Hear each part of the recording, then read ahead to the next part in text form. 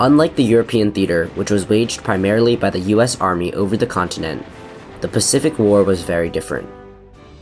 It took place mostly over ocean, and depended upon a strategy of island hopping against the Japanese. In that theater, it was the Navy and Marine Corps that played a more prominent role.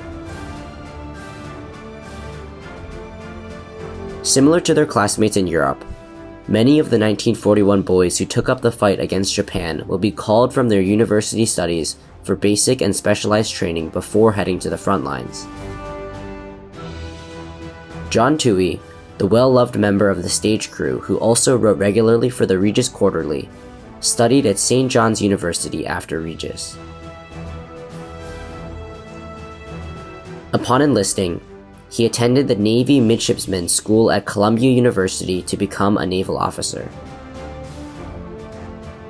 In 1944, before shipping out to the Pacific Theater, John would marry his sweetheart, Helen, a student at Marymount College. The happy couple would move into their new home in Brooklyn within walking distance from the house John grew up in.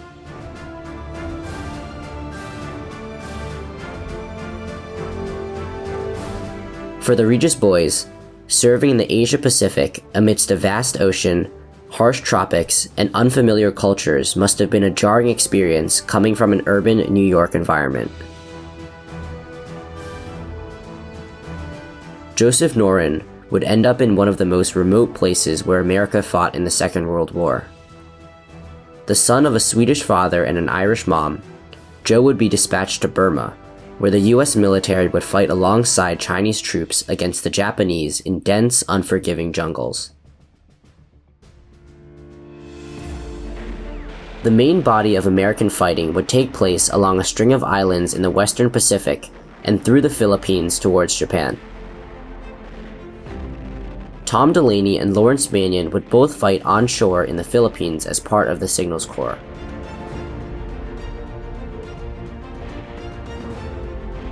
Matthew Dulligan, who had worked as a butcher in the Bronx while attending Regis, would recall his experience as part of the 96th Amphibious Infantry Division that pushed back Japanese troops. Invaded the Philippines. We were the first back of the Philippines on October 20th in late in 44, yeah. I see you were there when MacArthur waded in? Oh yeah, we were 6-7 miles inland Yeah, when but he came in. That's the beauty of being a general. I mean, you can decide when you want to go in. Late in the war, Matthew would be part of the landing force in the bloody fight for Okinawa, the southern region of Japan.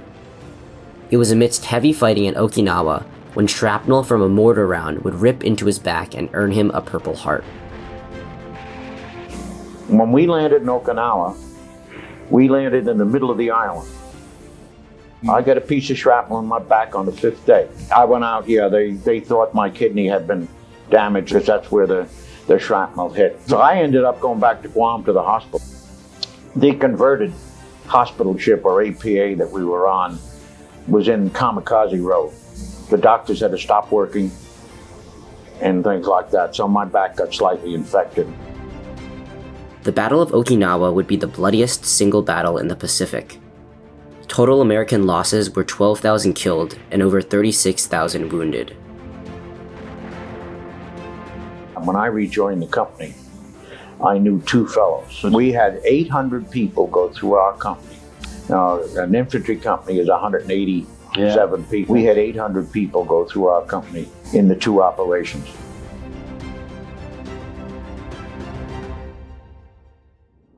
Patrick Clunan, who was actually born in Ireland but took up American citizenship, would also be involved in heavy ground fighting against the Japanese. He would not only earn a Purple Heart from being shot in battle, but also a Silver Star Medal, one of the military's highest distinctions for valor. Patrick would survive his injury and would be evacuated back to the US. While recovering at a military hospital in Atlantic City, he would be visited by Father Zima.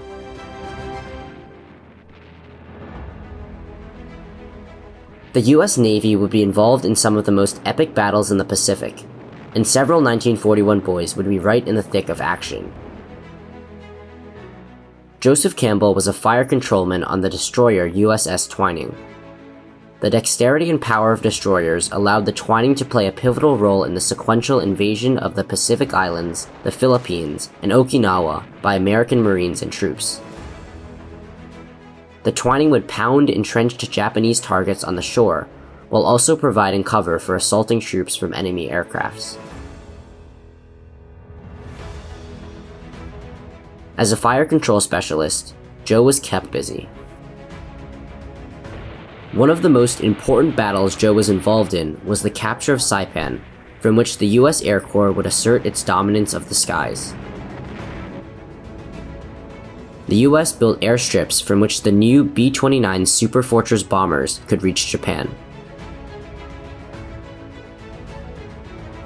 It was on the island where Joe's 1941 classmate, John Duffy, would be stationed as part of the intelligence department of the 497th Bombardment Group that flew the new B-29s. John Duffy would later run into classmate Bill O'Neill on Saipan. Bill was the kid who had been voted the most optimistic by his 1941 peers. Bill was on his way back to the US after serving in the Pacific Fleet for a protracted period. Back on the waters, Gerald Griffin served aboard the USS Franklin.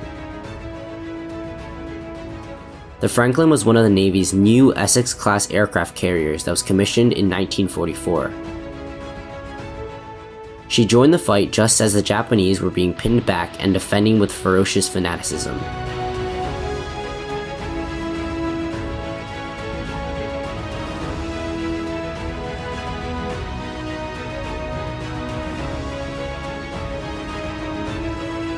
In March of 1945, while launching strikes against the Japanese mainland, the Franklin would be badly damaged by a Japanese dive bomber.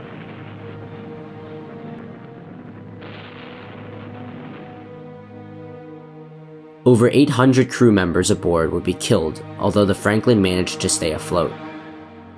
The Franklin became the most heavily damaged American aircraft carrier to survive the war. Gerald fortunately survived the attack. Nevertheless, by early 1945, the tide of war was very much in America's favor. News of Germany's defeat on May 8th that year surely raised morale.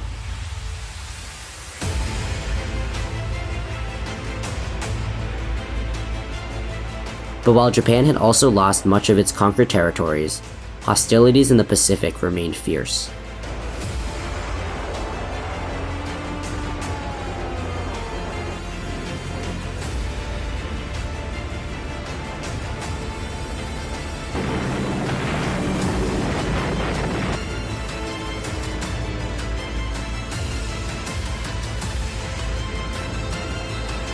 The newly married ensign John Toohey was serving aboard a battleship during the American assault on Okinawa, as the Navy was fighting the desperate remnants of the Japanese fleet.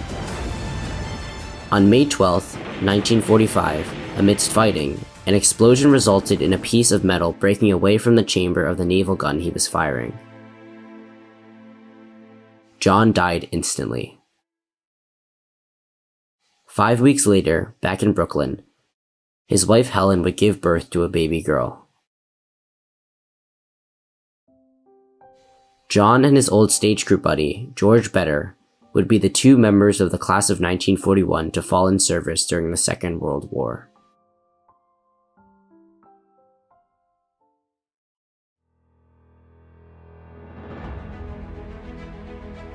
Two childhood friends from the class of 1941, Jerry Donahue and Bill Carroll, would both be separately redeployed from the European theater to the Far East. Jerry would be assigned as a gunnery officer on the destroyer USS Kleinsmith. As a sign of how stretched the American military was, Ensign Jerry would be one of only 2 naval officers on board who had ever been on duty at sea. Half of the gunnery crew were also pulled from military stockades out of necessity.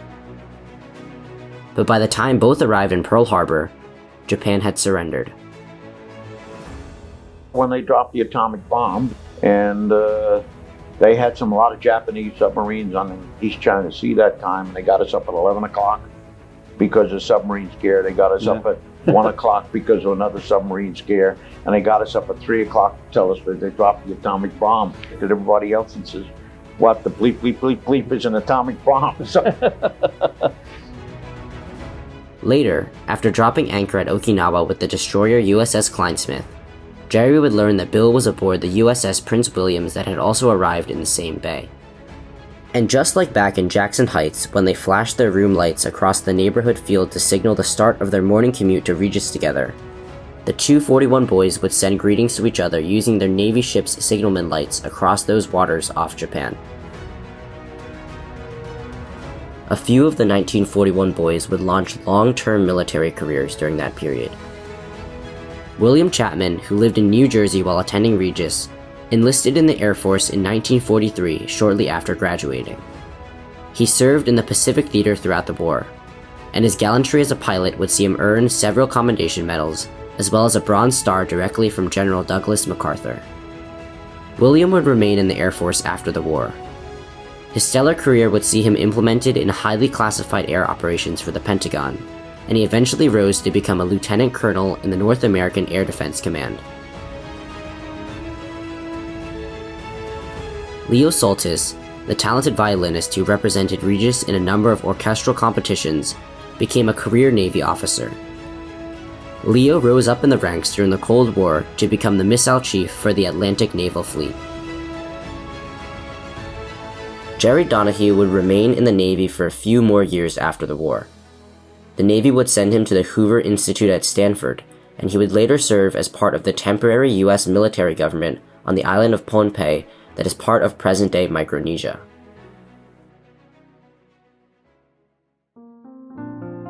Throughout the war, the Regis Alumni Organization would regularly host events back home in support of the military and those alumni involved in service. Regis would send over 1,000 of her sons into active service during the Second World War. The class of 1941's George Bedder and John Toohey would be amongst 52 Regians who made the ultimate sacrifice for their country.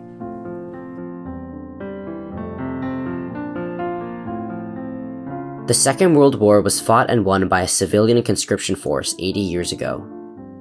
During interviews with families and friends of the class of 1941, none recalled any bravado or romanticizing of events by those graduates. Serving was just something they did out of loyalty, duty, and love for country. Never told us he'd been injured, never really talked about his experiences at all. It was just what you did.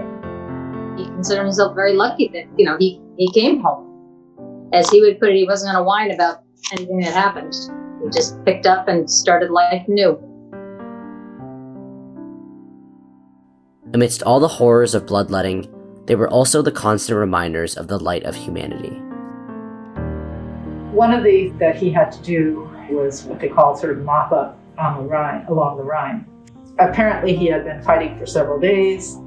He fell asleep in some house, just out of sheer exhaustion. When he woke up, there were two young German men, probably his age, sitting across from him. And he looked at them and they looked at him. And he said he put on his whatever he was carrying, his jacket, he put his gun in his holster or whatever, and just walked out. And they let him walk away. And they were all young men of the same age.